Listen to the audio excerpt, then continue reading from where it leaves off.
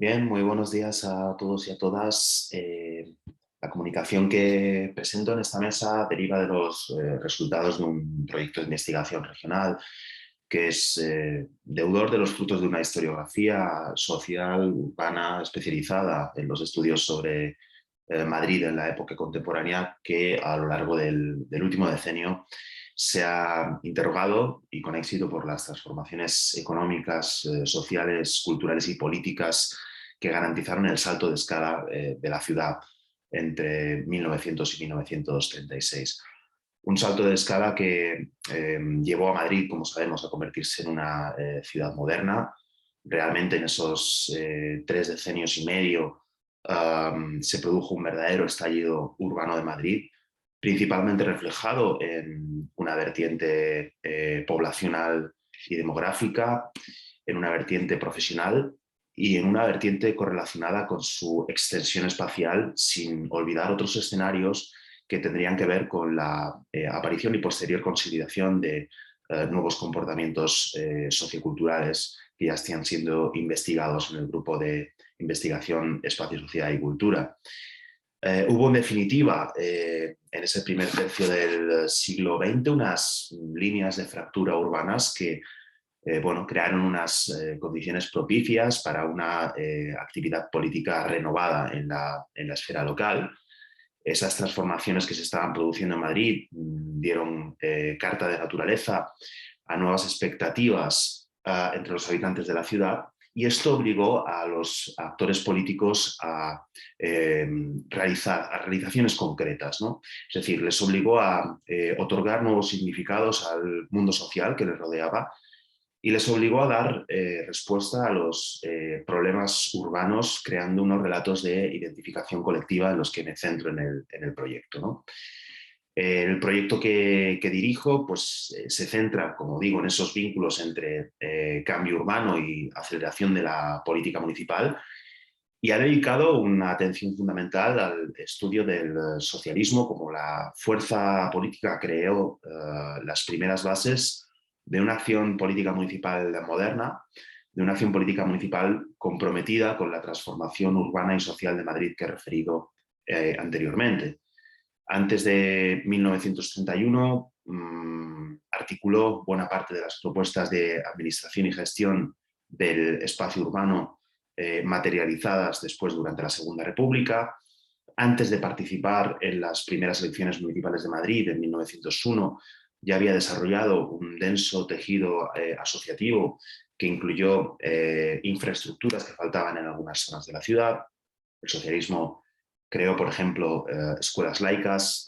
centros benéficos, cooperativas de consumo o economatos populares que realmente sirvieron como prácticas de integración y cartas de presentación ante el vecindario, que suponían pruebas inequívocas de su capacidad para articular las relaciones sociales bajo unos parámetros, podríamos decir que alternativos. Y partiendo de esas bases previas, el socialismo adquirió, a partir de la primera década del siglo XX, una conciencia no desarrollada con suficiencia hasta entonces, relacionada con la comprensión de la íntima conexión que el ayuntamiento tenía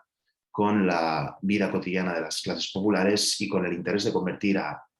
esa institución en un medio de reconstrucción social.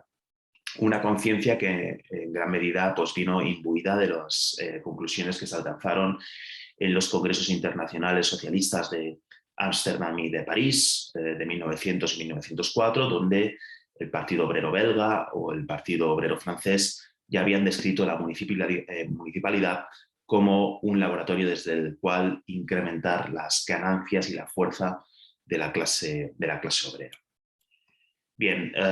los socialistas, como bien sabemos por los estudios de Rubén Payol, adquieren su primera representación en el Ayuntamiento de Madrid tras unas elecciones municipales celebradas en noviembre de 1905.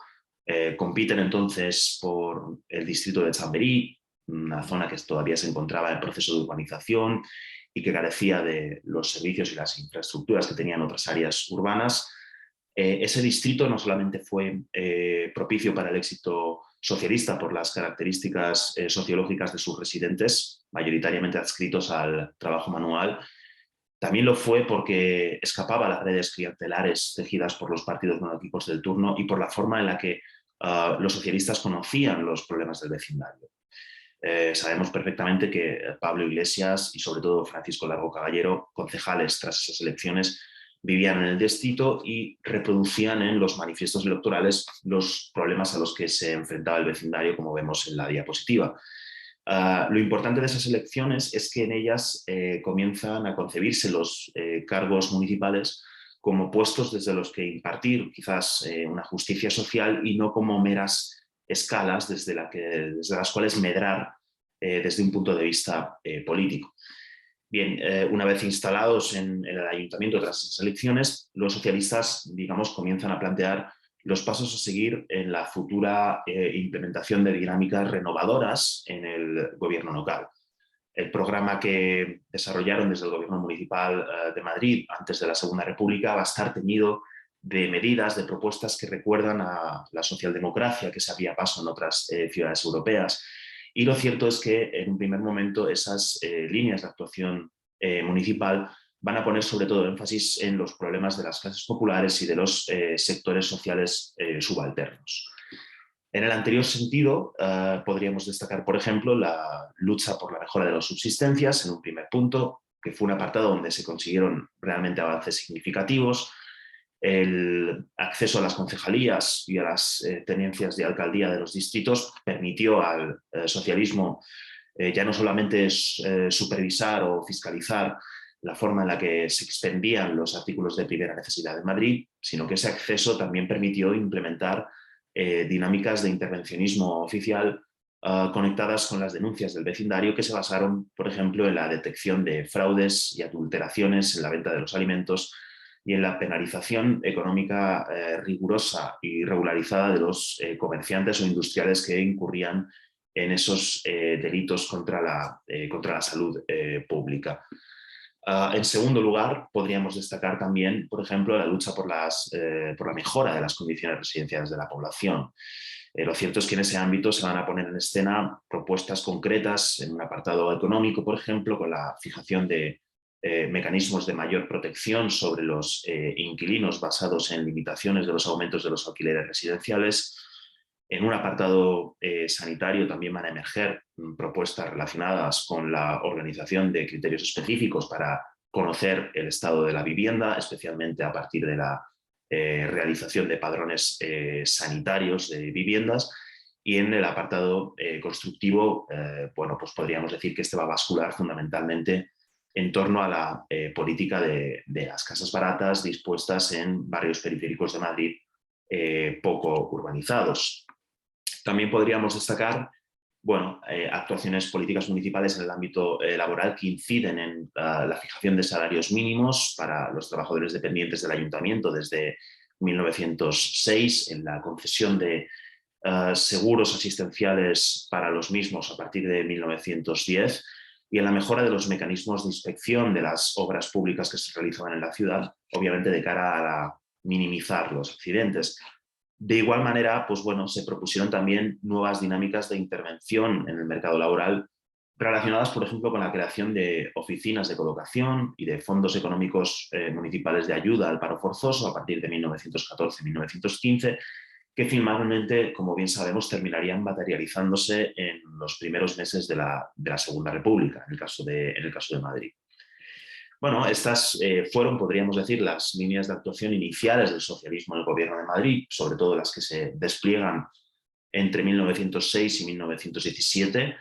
pero lo cierto es que con el paso de los años la forma en la que se concibe la política a desarrollar desde la esfera local experimenta cambios. Y en este sentido, lo más destacado quizás es que experimenta una profundización social y técnica en cuanto a objetivos se refiere. Es decir, se intenta ir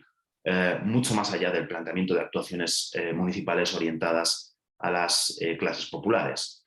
Esa profundización en la forma de concebir el gobierno de la ciudad por parte del socialismo se evidencia, podríamos decir que en tres apartados principales. En primer término, existe el propósito de implementar un nuevo modelo de ordenación urbanística para Madrid ligado con su crecimiento poblacional y su expansión. Principalmente lo que vamos a destacar aquí sería la defensa de planes para la urbanización del extrarradio de Madrid, la zona periférica, ¿no?, de la ciudad que más había crecido durante el primer tercio del siglo XX de una manera anárquica y caótica, pero también para destacar proyectos, por ejemplo, para conseguir la anexión de los municipios limítrofes de Madrid, que como vemos también habían crecido de una manera sustancial entre 1900 y 1930 y que carecían de servicios e infraestructuras que se podían llegar a conseguir bajo el amparo del gobierno municipal de la capital provincial. En segundo lugar, se aborda también por parte del socialismo una política educativa imbuida de un espíritu de regeneración. Realmente fue el republicanismo quien ejerció un primer liderazgo en ese apartado, pero lo cierto es que el socialismo recogió posteriormente ese testigo para diseñar un modelo pedagógico moderno con metas básicas. Entre esas metas básicas no solamente tendríamos que destacar, por ejemplo, la creación de los grupos escolares, ¿no?, que bien conocemos, que terminarían consolidándose en la Segunda República, sino también la defensa de instituciones complementarias para los centros educativos o instituciones circumescolares como las colonias y las cantinas escolares imbuidas del espíritu francés y las iniciativas vinculadas con la mejora de las condiciones de formación y de remuneración de los profesionales de la enseñanza.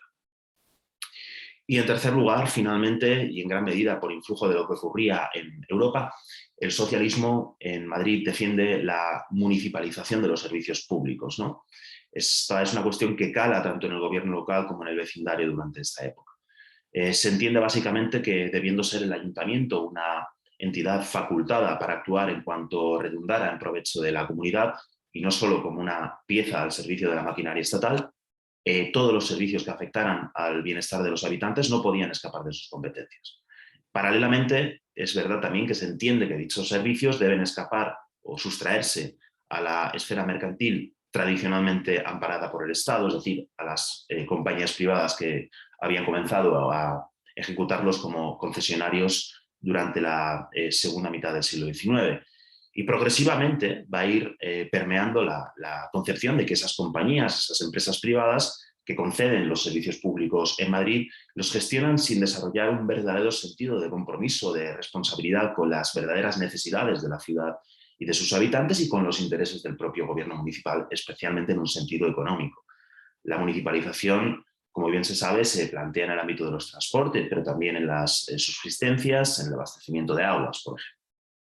Bien, muchos de los propósitos que el socialismo, bueno, pues presenta en sus programas municipales en este primer tercio del siglo XX no se cumplen, o no se cumplen, digamos, tangencialmente hasta la Segunda República por una serie de circunstancias económicas, políticas o legislativas, como en el caso de la municipalización. Sin embargo, sirven para desarrollar quizás un nuevo concepto de gobierno municipal más conectado con lo que se veía, por ejemplo, en Europa, mejor acompasado a los intereses poblacionales y también a las dinámicas de crecimiento de Madrid. Es digamos, un concepto de gobierno municipal que se articula de una manera paulatina, también cambiante durante la etapa de la Restauración, de modo que la etapa de agitación municipal, ¿no?, que tradicionalmente se aplica para la Segunda República, no supone el nacimiento, ni mucho menos, de una política local moderna, sino la cristalización de los progresos que ya se habían ido produciendo en la gestión de los asuntos urbanos en la etapa inmediatamente procedente. Muchas gracias y bueno, espero que resolver todas las preguntas que se planteen tras esta comunicación.